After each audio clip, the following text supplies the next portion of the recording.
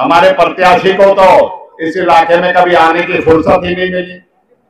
और अभी हमारे विधायक बता रहे थे कि भाई ऐंजवाड़ी तक तो पहुंच गए, तुम कहले पड़े रहो, अभी तो और आगे जाएगा, लेकिन उस बात का आप सब लोगों को अहद करने की जरूरत है।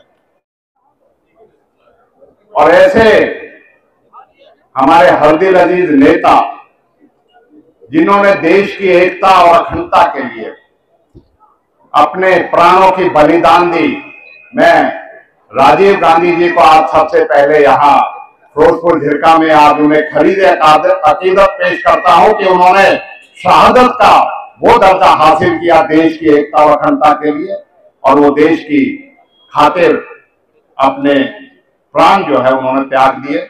मैं सबसे पहले कांग्रेस पार्टी की तरफ से, अपनी तरफ से और इलाके की तरफ से उन्हें खिराजे अकीदत पेश करता हूं।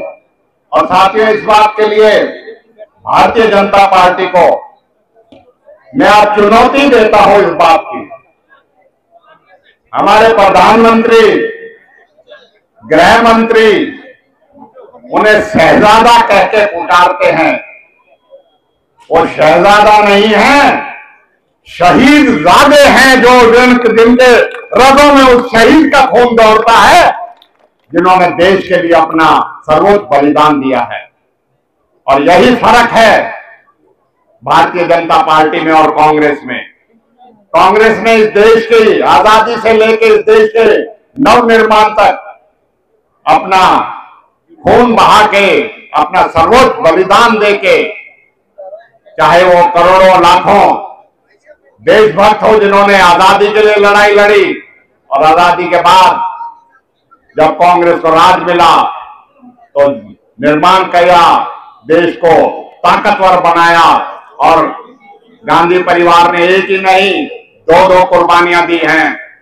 हमारी दुनिया में जिन्हें सबसे सर्वोच्च महिला के तौर पे जाना जाता है, श्रीमती इंदिरा गांधी ने भी अपना सर्वोच्च बलिदान दिया था, तो हम भूल नहीं सकते उनकी कुर्बानियों को। और आज हम आपके बीच में कहना चाहते हैं कि भारतीय जनता पार्टी कोई एक ऐसा काम अपने 10 साल के राज्य और केंद्र सरकार के शासन में बताए कि जो उन्होंने देश हित में, जनहित में, हरियाणा के हित में, मेवात के हित में करके दिखाया हो। 10-10 साल लगातार केंद्र में मंत्री बनके हमारे जो आज के प्रत्याशी है राव इंद्रजीत, वो कहते हैं कि आने वाले 10 साल में हमने रोड मैप तैयार कर दिया, उसमें विकास करेंगे। भाई आने वाले 5 साल की तो जनता बताएगी, पहले अपना 10 साल का हिसाब दो कि 10 साल में आपने मंत्री पद रहते हुए क्या विकास किया और क्या लोगों के लिए लड़ाई लड़ी जिस चीज के लिए हम उनके यहाँ के इलाके की वोट जनता दे। न 248 से 4 लेन हुआ, जबकि कांग्रेस की भूपेंद्र सिंह हुड्डा की सरकार ने 2014 में उसको मंजूरी देके किया। इन्होंने किया तो उसको 2018 में उस प्रोजेक्ट को जो है ठप करने का काम किया। उन्होंने इस इलाके की ना कभी पीने के पानी की, ना सिंचाई की, ना स्कूलों की, ना स्वास्थ्य सुविधाओं की। एक मेडिकल कॉलेज हमने बनाया था अपनी शहादत के प्रतीक शहीद हसन खां मेवाती मेडिकल कॉलेज। साथियों, आज इस बात के लिए हमें दुख होता है, अभी हमारे इलाके में एक श्रद्धालुओं की बस जा रही थी और एक दर्दनाक हादसे में 9 निर्दोष लोगों को वहां बस में आग लगने की वजह से जो है झुलस गए, और बहुत सारे हमारे जो तीर्थ यात्री थे वो घायल हो गए। साथियों, हमें शर्म आती है इस बात की, अगर चिकित्सा सुविधाएं होती तो इस मेडिकल कॉलेज में उनका बेहतर इलाज किया जा सकता था और हम शर्मसार नहीं होते। लेकिन इस सरकार ने जो चिकित्सा सुविधाएं थी उनका भी हमसे छीनने का काम किया है। साथियों, बहुत सारी बातें इसी तरीके से इस सरकार की विफलताओं की बात है। हमारे प्रत्याशी को तो इस इलाके में कभी आने की फुर्सत ही नहीं मिली। और अभी हमारे विधायक बता रहे थे कि भाई ऐंजवाड़ी तक तो पहुंच गए, तुम कहले पड़े रहो, अभी तो और आगे जाएगा, लेकिन उस बात का आप सब लोगों को अहद करने की जरूरत है। आज आपके बीच में एक ऐसा कैंडिडेट है जो आपकी आवाज, जो आपकी ताकत बन के आपके इलाके का जो पिछड़ापन है उसको दूर करने का, हमारे साथ मिलके उसे दूर करने का प्रयास करेगा। आज हमारी जो जरूरत है, जिनको समझते हैं वो उन चीजों पर जरूरत को हमारे को मुहैया कराएंगे, उन विकास को मुहैया कराएंगे, उन जो हमारी मांगे हैं उन्हें पूरा कराएंगे। चाहे वो यूनिवर्सिटी की मांग है, चाहे हमारे पीने के पानी सिंचाई की मांग है, चाहे हमारे बेरोजगार युवकों को रोजगार की बात है, ये सब चीजों से बखूबी वाकिफ हैं। और आज जब हम देखते हैं कि 5 चरण पूरे हो चुके हैं साथियों, 400 पार का कहने वाले बीजेपी अब तो उस नारे को तो भूल गए हैं।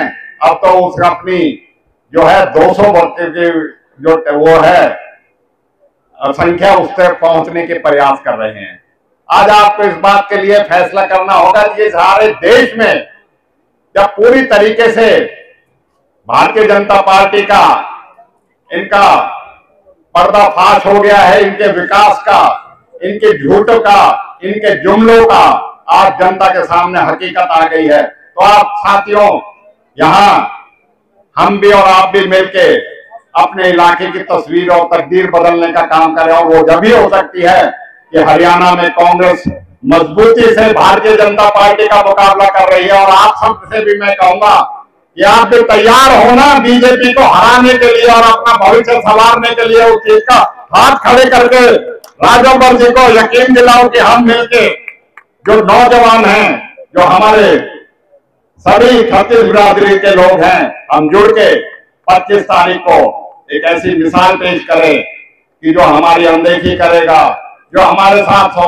सौतेला व्यवहार करेगा, या जो हमारी जो वोट है उसका सम्मान नहीं करेगा, तो हम भी अपनी वोट का अधिकार देके जो संविधान ने दिया है, जिसको ये जो भारतीय जनता पार्टी की सरकार है केंद्र में, ये हमारा जनादेश, हमारा संविधान, हमारे लोकतंत्र को भी ठगने का काम करने के चक्कर में है। लेकिन हम बड़ी मजबूती से इंडिया गठबंधन के तहत कांग्रेस और अन्य दल इस लड़ाई को लड़ रहे हैं। और हमें उम्मीद भी है इस बात की कि हम पूरी तरीके से, पूरी ताकत से मिलकर छत्तीस बिरादरी यहां से हरियाणा में 10 की 10 लोकसभा और एक नायब सिंह सैनी जो मुख्यमंत्री करनाल से उपचुनाव विधानसभा का लड़ रहा है, 11 की 11 सीटों पर इंडिया गठबंधन कांग्रेस की जीत होगी। और आपके विकास की राह और हरियाणा प्रगति की राह पे चलेगा। मैं